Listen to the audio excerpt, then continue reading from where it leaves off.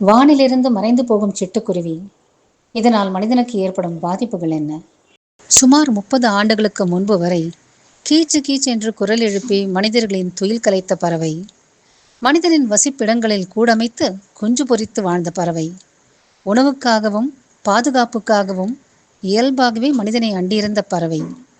மனிதர்கள் தோன்றுவதற்கு பல லட்சம் ஆண்டுகளுக்கும் முன்பிருந்தே இந்த பூமியின் காடுகளில் புல்வெளிகளில் சுதந்திரமாய் பறந்து கொண்டிருந்த பறவை எனும் ஒன்றின் வழிவந்த பறவைதான் நம் சிட்டுக்குருவி.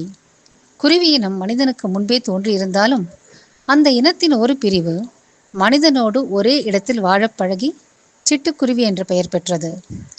அனைவருக்கும் வணக்கம். லெட் நேச்சர் லிவ் சேனலுக்கு உங்களை வரவேற்கிறோம். மனிதனுக்கு நெருக்கமாயிருந்த சிட்டுக்குருவிகள் கடந்த 30 ஆண்டுகளில் பெரும் வீழ்ச்சியை சந்தித்திருப்பதை நாம் பொருட்படுத்தாமல் புறம் தள்ளிவிட முடியாது. மனிதன் விவசாயம் செய்ய தொடங்கிய பொழுது மனிதனுக்கு நெருக்கமாக இந்த குருவிகள் வாழ்ந்தன. வீடுகள், கிராமங்கள் மற்றும் நகரங்கள் உருவான போதும் மனிதன் இருக்கும் இடத்திலோ அதற்கு அருகிலோ வசித்து வந்தன சிட்டுக்குருவிகள். சுற்றுச்சூழலில் சிட்டுக்குருவியின் பங்கு: விதைகளை பரவச் செய்து செடிகள் வளர உதவுகிறது. கம்பளை பூச்சிகள் மற்றும் பல சிறு பூச்சிகளையும் உண்ணுவதன் மூலம் பயிர்களை காக்கிறது.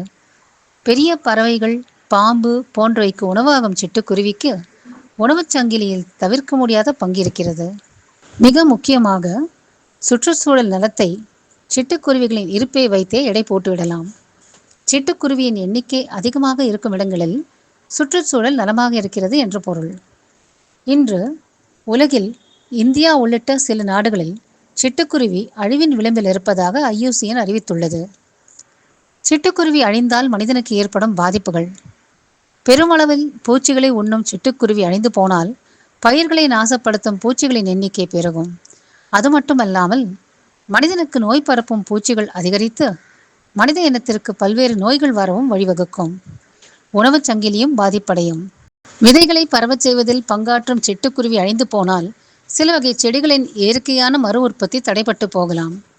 சுற்றுச்சூழல் நலத்தின் குறியீடாக விளங்கும் சிட்டுக்குருவி அழிந்து போனால் அதனோடு சேர்ந்து சூழலில் ஏற்படும் ஆபத்துகள் பற்றி நமக்கு கிடைக்கும் முன்னெச்சரிக்கையும் கிடைக்காமல் போகலாம்.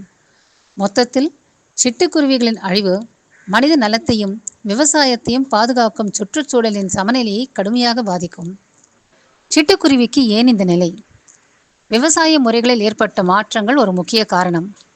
சிட்டுக்குருவி பூச்சிகளை அதிக அளவில் உண்ணும், குறிப்பாக தன் குஞ்சுகளுக்கு உணவளிக்கும் பொழுது. விவசாயத்தில் பெரும் எண்ணிக்கையில் பூச்சிகளை அழிக்கும் ரசாயன பூச்சிக்கொல்லிகள் பயன்பாட்டுக்கு வந்ததும் சிட்டுக்குருவிக்கு பெரும் அளவில் உணவு தட்டுப்பாடு ஏற்பட்டது. இதன் விளைவாக பலவீனமான குஞ்சுகள் பிறந்தன அல்லது குஞ்சுகளின் இறப்பு எண்ணிக்கை அதிகமாயிற்று.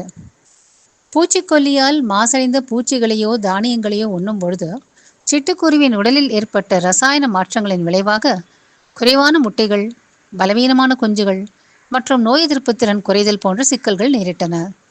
அதிக அளவில் ரசாயனங்கள் பயன்படுத்தப்பட்டதால் பல்லுயிர் பெருக்கமும் பாதிப்படைந்தது. குறைவான செடிகளினால் கூடு கட்டுவதற்கான இடமும் பறிபோனது. நகரமயமாக்கலின் விளைவாக மாடுகளின் எண்ணிக்கையும் குறைந்து போனது. மாட்டுச் சாணத்தை தேடி வரும் பூச்சிகளை உண்ணும் சிட்டுக்குருவிக்கு இதனாலும் பாதிப்பு ஏற்பட்டது. தற்பொழுதைய வீட்டின் அமைப்புகளும் கூட சிட்டுக்குருவிக்கு கூடு கட்ட சாதகமாயில்லை.